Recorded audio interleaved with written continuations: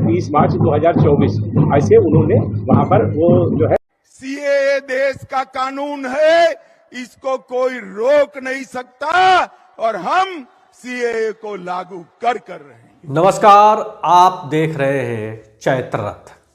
आज से 4 साल पहले यानी साल 2019 में जब देश के प्रधानमंत्री नरेंद्र मोदी के नेतृत्व वाली सरकार ने देश में नागरिकता संशोधन कानून सीएए लागू करने की बात की थी, तो उस वक्त देश भर में इस कानून का जमकर विरोध किया गया था।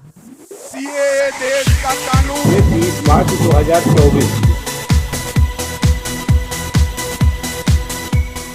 अब भारत में साल 2024 में लोकसभा चुनाव होने वाले हैं। इस चुनाव से पहले प्रचार प्रसार के दौरान 26 नवंबर को उत्तर प्रदेश के ठाकुर नगर में एक जनसभा को संबोधित करते हुए बीजेपी नेता और केंद्रीय गृह राज्य मंत्री अजय मिश्रा ने बड़ा बयान दिया है।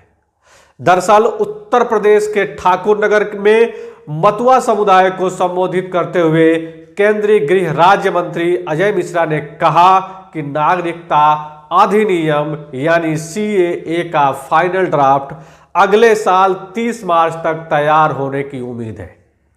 इसी जनसभा में मिश्रा जी कहते हैं कि पिछले कुछ सालों में सीएए को लागू करने की प्रक्रिया में तेजी आई है। फिलहाल कुछ ऐसे मुद्दे हैं जिसे सुलझाया जा रहा है। इससे पहले गृह मंत्रालय एमएचए ने 2020-2021 के लिए अपनी नवीनतम वार्षिक रिपोर्ट में कहा है कि नागरिकता संशोधन अधिनियम 2019 एक सहानुभूतिपूर्ण और सुधारात्मक कानून है और यह किसी भी भारतीय को नागरिकता से वंचित नहीं करता है। बीजेपी नेता के इस बयान से साफ है कि अब अगले साल देश में नागरिकता संशोधन कानून लागू कर दिए जाएंगे। ऐसे में इस रिपोर्ट में जानते हैं कि आखिर नागरिकता संशोधन कानून क्या है और इसका विरोध क्यों किया जाता रहा है। नागरिकता संशोधन अधिनियम सीएए को आसान भाषा में समझे तो इस कानून के तहत भारत के 3 मुस्लिम पड़ोसी देश पाकिस्तान, बांग्लादेश और अफगानिस्तान से आए गैर मुस्लिम प्रवासी, इनमें भी 6 समुदाय हिंदू, ईसाई, सिख, जैन, बौद्ध और पारसी को भारत की नागरिकता देने के नियम को आसान बनाया गया है। नागरिकता संशोधन अधिनियम से पहले किसी भी व्यक्ति को भारत की नागरिकता हासिल करने के लिए कम से कम 11 साल तक इस देश में रहना जरूरी था। हालांकि नागरिकता संशोधन अधिनियम 2019 के तहत इस 11 साल के नियम को आसान बनाया गया है और भारत की नागरिकता हासिल करने की अवधि को 1 से 6 साल कर दिया गया। यानी भारत के इन तीनों पड़ोसी देशों के 6 धर्मों के लोग पिछले 1 से 6 साल में भारत में आकर बसते हैं तो उन्हें भी भारत की नागरिकता मिल सकेगी। कौन है अवैध प्रवासी? नागरिकता कानून 1955 के तहत अवैध प्रवासियों को भारत की नागरिकता नहीं मिल सकती है। इस कानून के तहत वो लोग अवैध प्रवासी हैं जो इस देश में बिना किसी पासपोर्ट या वीजा के घुस आए हैं या फिर पासपोर्ट, वीजा व वैध दस्तावेज तो लेकर आए हैं लेकिन वह तय किए गए समय से ज्यादा दिनों तक यहां रुक गए हो। पहले इन अवैध प्रवासियों को लेकर क्या नियम थे? विदेशी अधिनियम 1946 और पासपोर्ट अधिनियम 1920 के तहत अवैध प्रवासियों को उनके देश भेजा जा सकता है, लेकिन केंद्र सरकार द्वारा 2015 और साल 2016 में विदेशी अधिनियम 1946 और पासपोर्ट भारत में प्रवेश अधिनियम 1920 के कानून में संशोधन किया गया। इस संशोधन के तहत पाकिस्तान, अफगानिस्तान और बांग्लादेश से आए हिंदू, सिख, बौद्ध, जैन, पारसी और क्रिश्चियन को छूट दे दिया गया। यानी इन 6 धर्मों के लोग अगर भारत में वैध दस्तावेजों के बिना भी रहते हैं तो उनको न तो जेल में डाला जा सकता है न ही वापस भेजा जा सकता है। यह छूट सिर्फ उन 6 धार्मिक समूह के लोगों के लिए दिया गया जो 31 दिसंबर 2014 को या उससे पहले भारत आए थे। अब उन्हीं 6 धर्म के लोगों से संबंध रखने वालों को भारत की नागरिकता का पात्र बनाने के लिए और नागरिकता कानून 1955 में कुछ बदलाव करते हुए नागरिकता संशोधन विधेयक 2016 संसद में पेश किया गया था। 2016 में पेश किए गए विधेयक का क्या हुआ? 19 जुलाई 2016 को लोकसभा में नागरिकता संशोधन विधेयक 2016 पेश किया गया था और एक महीने बाद यानी 12 अगस्त 2016 को इस विधेयक को संयुक्त संसदीय कमेटी के पास भेजा गया था, जिसकी रिपोर्ट 7 जनवरी 2019 को सौंपी गई। कमेटी के रिपोर्ट सौंपने के एक दिन बाद यानी 8 जनवरी 2019 को इस विधेयक को लोकसभा में पास कर दिया गया। हालांकि उस वक्त यह विधेयक राज्यसभा में पेश नहीं हो पाया था। इसके बाद शीतकालीन सत्र में केंद्र सरकार की फिर से नए सिरे से इस विधेयक को पेश करने की तैयारी है। नागरिकता संशोधन विधेयक 2019 CAA को 9 दिसंबर 2019 को लोकसभा में पेश किया गया। यहां से पास होने के बाद 11 दिसंबर 2019 को राज्यसभा में पेश किया गया, जिसे 125 वोट विधेयक के पक्ष में पड़े थे और 99 वोट इसके खिलाफ में पड़े थे। इसके बाद 12 दिसंबर 2019 को राष्ट्रपति द्वारा इसे मंजूरी दे दी गई और भारी विरोध के बीच यह बिल दोनों सदनों में पास होने के बाद कानून की शक्ल ले चुका था। हालांकि कानूनन अभी लागू होना बाकी है, क्योंकि CAA के तहत नियम बनाए जाने अभी बाकी है। किन किन पर लागू होता है नागरिकता संशोधन विधेयक 2019? नागरिकता संशोधन विधेयक उन्हें अपने आप नागरिकता नहीं देता, बल्कि अवैध प्रवासियों को आवेदन करने के लिए योग्य बनाता है। ये कानून उन लोगों पर लागू होगा जो 31 दिसंबर 2014 को या उससे पहले पाकिस्तान, अफगानिस्तान और बांग्लादेश से भारत आए थे। इस कानून के तहत इन प्रवासियों को भारत की नागरिकता पाने के लिए आवेदन करना होगा। इसमें कुछ अहम बातों की पुष्टि करनी होगी। आवेदन करने वाले अवैध प्रवासियों को दिखाना होगा कि वो भारत में कम से कम 5 साल तक रह चुके हैं।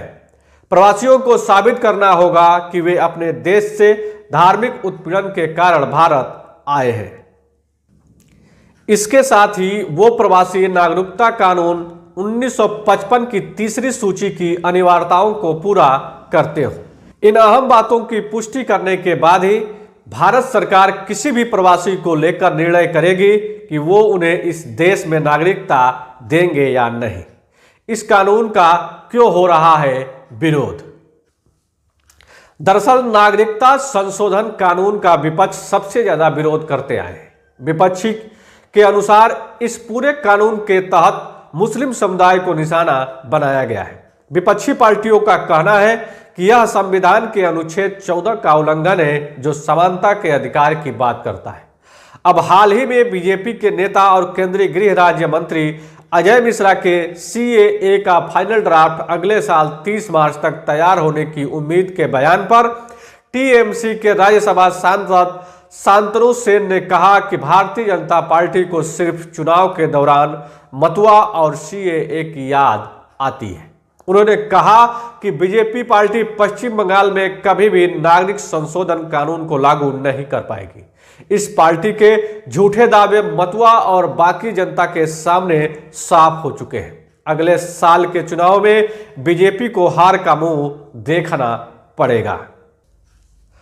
नागरिकता संशोधन अधिनियम साल 1985 के असम समझौते का खंडन करता है। इस समझौते में कहा गया है कि 25 मार्च 1971 के बाद बांग्लादेश से आने वाला कोई भी अवैध प्रवासी, चाहे वो किसी भी धर्म के हो, को निर्वासित कर दिया जाएगा।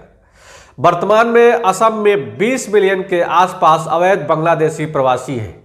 ये प्रवासी राज्य के संसाधनों और अर्थव्यवस्था पर दबाव डालने के अलावा राज्य की जनसांख्यिकी को अनिवार्य रूप से परिवर्तित करते हैं। इसके अलावा इस कानून के आलोचकों का कहना है कि यह संविधान के अनुच्छेद 14 और संविधान की प्रस्तावना में निहित धर्मनिरपेक्षता के सिद्धांत का उल्लंघन है। इसके अलावा भारत में कई ऐसे शरणार्थी हैं जिनमें तमिल, म्यांमार और श्रीलंका के रोहिंग्या हिंदू शामिल हैं, जो इस अधिनियम के दायरे में नहीं आते हैं। CAA को लागू करने से पहले एक और बड़ी चुनौती सरकार की ये होगी कि उनके लिए अवैध प्रवासी और सताए गए लोगों के बीच अंतर करना मुश्किल होगा। हिंदुत्व की पिच तैयार करने में जुटी बीजेपी।